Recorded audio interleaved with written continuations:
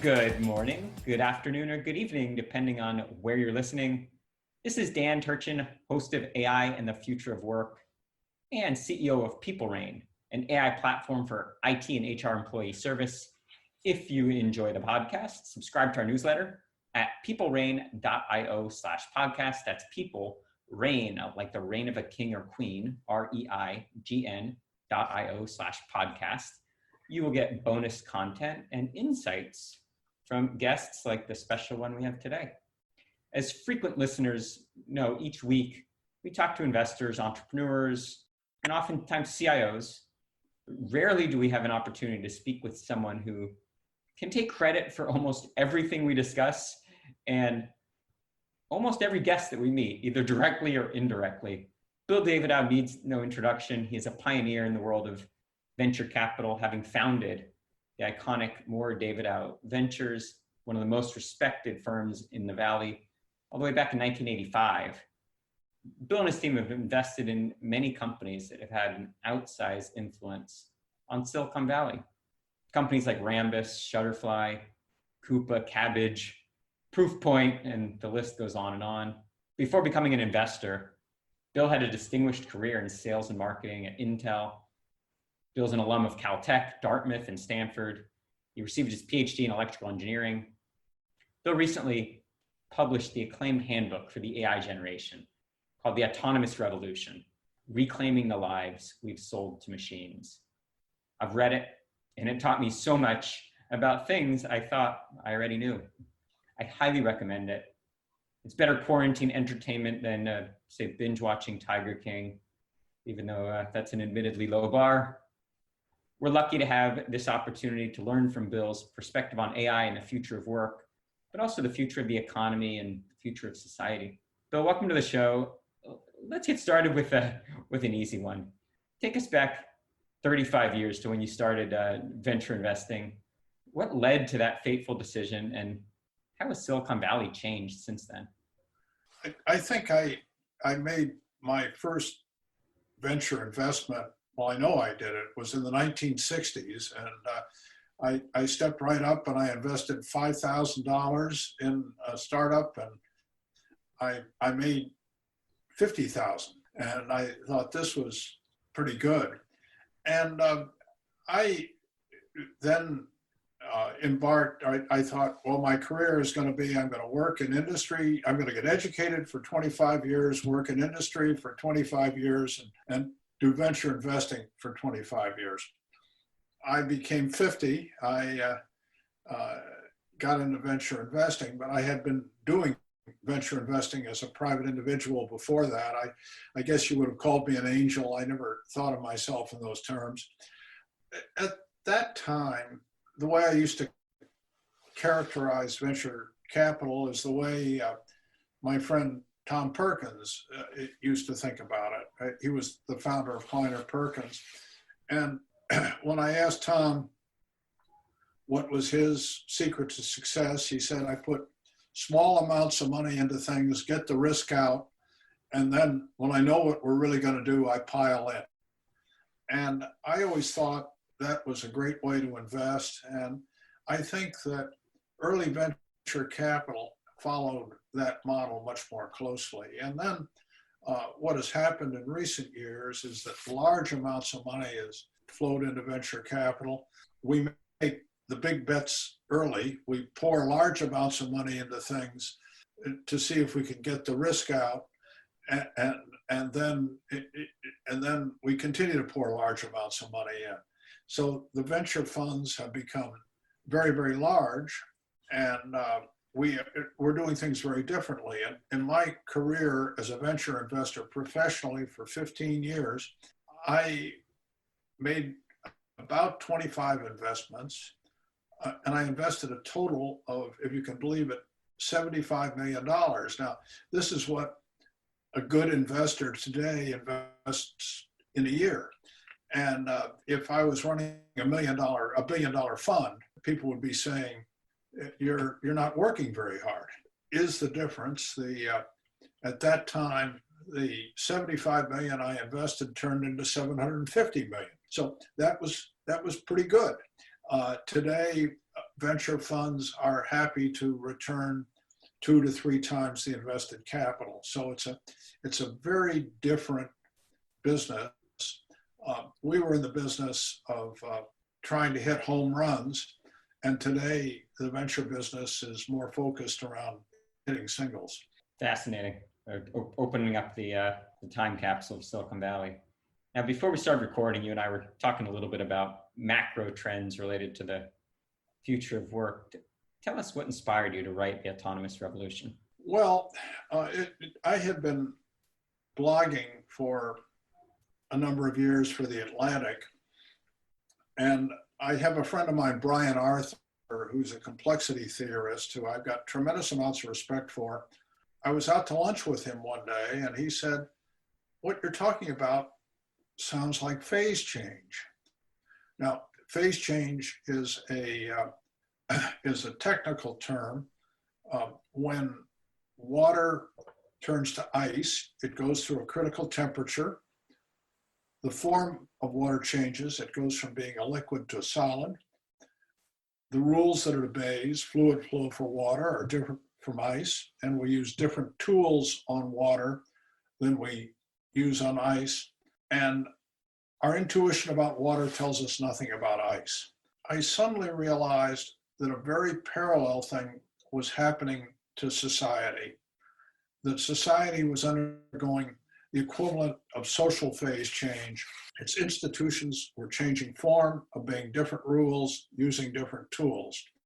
I'd like to go back in a little bit in history. I ran the microprocessor area at Intel. At Intel, we all got juiced up and we thought we were going to change the world, and with the microprocessor. And I think it might be a better statement that we automated the world. We ran ads about stoplights being automated and cash registers being able to add. And if you look at Excel, what we did is we automated the spreadsheet. So we replaced doing something manually by doing something with a computer. The spreadsheets were used to control the manufacturing area. We still had the manufacturing area. So what we were doing was automating the existing form. Now, if you take a look at what the technologies are doing, is they're doing a lot of automation, but they're changing the existing form. A bank becomes not a building that's run more efficiently, but it becomes an application on a smartphone.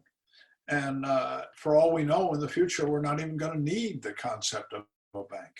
One of the ideas that you introduce in the book is that we're unable to monetize the gains produced by autonomous labor.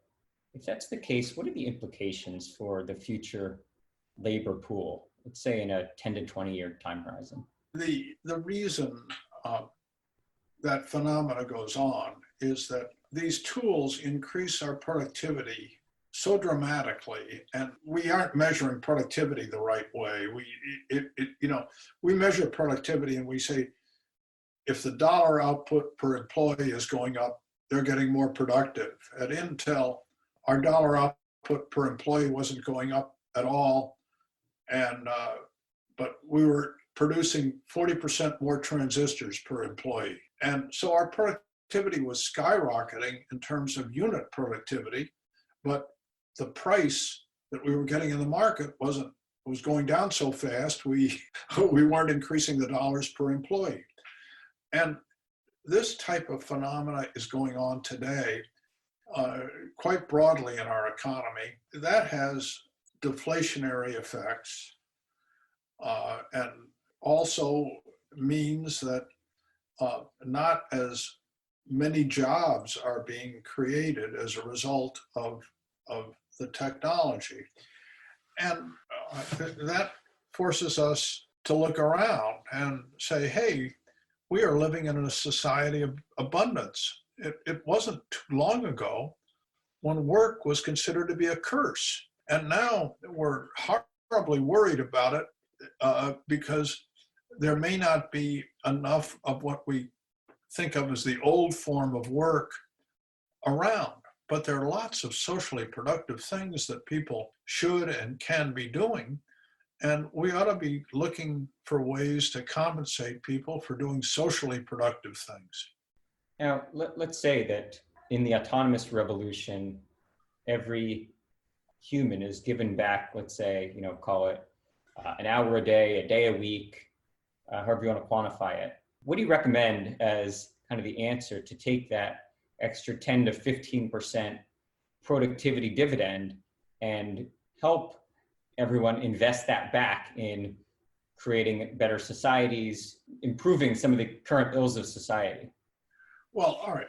If you look at it, the issue is there is plenty of material wealth in our society. I think we did something that a friend of mine calls the Keynes point. We passed the Keynes point, where if you divide the number of worker families into the gross national product, it comes out to be around $73,000 per family. There is plenty of wealth. The way we have distributed that wealth in the past is we've used the job to distribute it. Now we're saying, hey, less hours of work that need to be done. So you can come up with all kinds of solutions to that problem. You can pay people more for what they are doing. So you could do some kind of earned income credit. Or you could say, hey, there are people that are doing socially useful work, like a mother, who are raising children, and we're not compensating them for doing that. Well, if that mother put that child in daycare and then went off and took a job, we compensate her for that. So maybe we should be looking at paying people that are doing socially useful work that has currently zero monetary value. The thing about these phase changes is that they are going to be accompanied by new rules, and we're going to have to use new tools. It isn't, if we say, hey, we've done it this way in the past, we're going to do it this way in the future, that isn't going to work. So we're going to have to be creative and think about how we approach this problem. And if we're willing to be creative, there are lots of solutions. We're free from the drudgery of work. I mean, that's if you had lived and were working, I'm going to pick a time before, I'm going to say 19, I'm going to pick 40. Most people would have said work was drudgery. It's something we have to do. And I don't want to break my back doing this stuff. I think what we're learning quickly as a society is that the unequal access to opportunities perpetuates that problem of unequal access to wealth. So that Keynesian equation breaks down in ways that I would say, bit of commentary, but I would say are meaningful for us to use some of those metrics to be having this dialogue. Yeah, but I look at this, and one of the things we point out in the book is that social phase change has happened twice before. Once we called it the agricultural revolution, and then we called it the industrial revolution. And we made those adjustments as a society in times of scarcity. There wasn't enough to go around in those times. Suddenly, we're into an era where we're in an era of abundance. So there is plenty to go around. So if mankind could figure out how to adjust in an era of scarcity, we ought to be able to figure out how to adjust in an era of abundance. Now, one of the concepts that intrigued me in the book is the idea of information fiduciaries. And I got to say that the concept, as I understood it, concerns me a bit. So one of the questions that led me to ask is, who do you propose regulates the regulators, the owners or the fiduciaries of that information? And maybe start by just explaining the concept of information fiduciaries. Well, as part of the phase change things, we looked at some of the challenges that we face as a society. And one of them is that we no longer have privacy. And I would argue that without privacy, there is no freedom. We thought it was important that the individuals own their own information. That doesn't mean that the information shouldn't be collected, but that the individual should own it and he should decide who gets it. And so we said, why don't we set up the equivalent of a safety deposit box for each individual, and all this information can go into it. And then the individual could decide, well, hey, I want free access to Google searches, so I'll let them have access to level 1 information, let's say. Or I want to buy my automobile insurance, so I'll let the insurance company access the relevant information in my file. But they can only use it for that purpose. And if law enforcement needed to find out about me and they get a search warrant, they could search that information. This was a way of giving control to the individual over that information. So this was a solution to the privacy problem. Now, it's hard to have a conversation about this kind of digital arms race or data arms race without thinking about its implications on foreign relations. What are your thoughts on the concept of the information fiduciary and the data arms race with regard to what's happening between, let's say, Beijing and Washington in terms of investment in AI R&D? All of this AI technology and the Internet of Things can be used to power autocracies. I mean, it is a wonderful tool for that. So China, if it chooses, can monitor your activities and find out if you're jaywalking and give you a lower social score and manage your life. And I think that that's one reason why it's extremely important for the individual to be in control of that information, not have it available to everybody. And if this information is available to everybody, it's available not only to governments, but to private companies. And I think, whereas in China, the threat to the individual comes from governments, I believe in our country, the threat to us comes from private companies. We are being placed in what I refer to as algorithmic prisons, where the system is evaluating you. You have 50 consumer rating agencies in some form or another, and now you want to go get a bank loan or do business with somebody or get into a college or do something like that. And all these people are rating you, and somebody's going to them to make a judgment on you.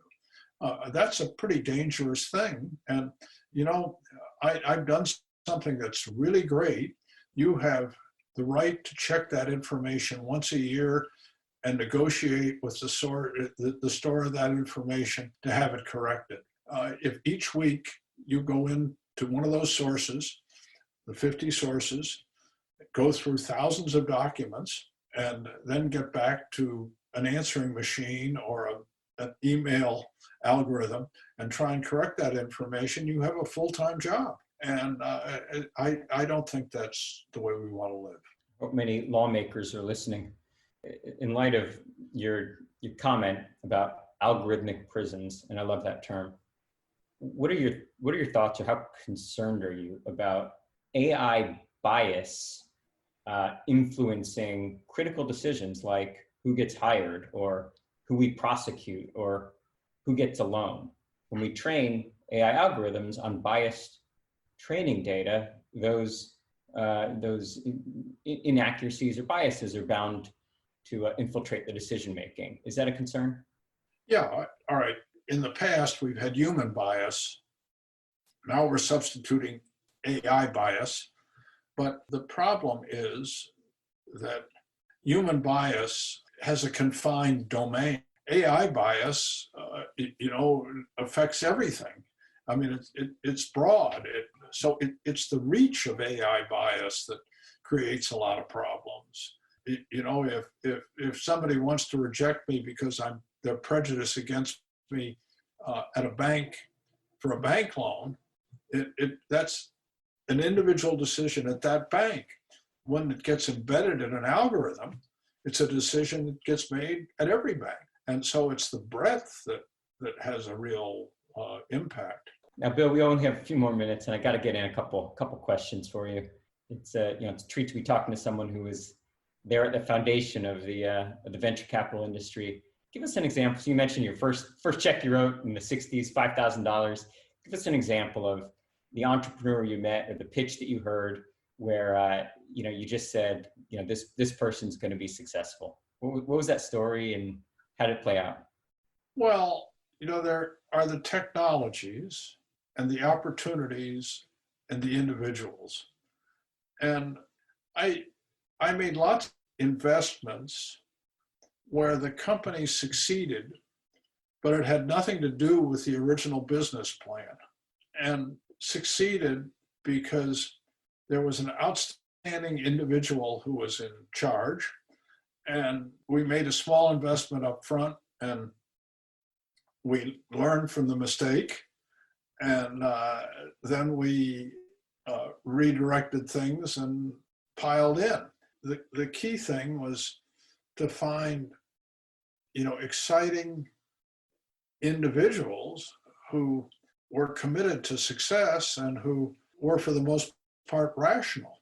I say that, but some of the most successful people that I invested in, I would say, had very close to suffering from narcissistic personality disorder. Now, that's a trait they shared with people like Steve Jobs and other people. Narcissists make phenomenal entrepreneurs. They make a right fundamental decision. If they become committed to a wrong fundamental decision, they will take you down a sinkhole that is bigger than anything you can imagine. You've contributed so much to the growth of venture capital as an industry. Of all those contributions, which one would you say are you most proud? Well, you mean from a business investment point of view? Yeah, Bill Davidow, your enduring legacy. What's on your epitaph? I think probably my most significant business contribution had to do with the marketing of the 8086. When I was at Intel, which was a technologically inferior product, we were able to turn into a technologically superior solution for the customer. And as a result, it became an industry standard. So that probably was my best business achievement. It's an amazing contribution. We got time for one last one. This is one of my favorite questions, Bill. What's your advice to a younger version of yourself? I think everybody's going to have to become more entrepreneurial. And I remember my father saying that you should try to place yourself in the forefront of progress or in the path of progress. And so I think what you'd like to do is try to figure out where these trends are taking us, and then pick a socially responsible career in that field. In my case, in 1958, it looked like computers were going to be promising. And so I decided I was going to get involved in the computer industry, and that led to all different kinds of things. And at that time, there was something called a mainframe computer. And I started off in mainframe computers, and then in mini computers, and then I got into microcomputers, and then I got into venture investing, where a lot of the venture investing had to do with microcomputers. So I think that if you could find a trend like that and play it for the long term, you're in great shape. Great advice. Second time around, you can make sure you follow it, although you did a pretty good job the first time around. Okay. Well, there you have it. The great Bill Davidow. I encourage everyone listening, go pick up the book, The Autonomous Revolution. Bill, such a pleasure having you on the show. Thanks for joining us. Thank you for having me, Dan. I really enjoyed it. You bet. Again, if you like the show, go to peoplerain.io/podcast. Register for the newsletter. You'll get additional insights from guests like Bill. Thanks for listening. Back next week with another great discussion with a fascinating AI leader.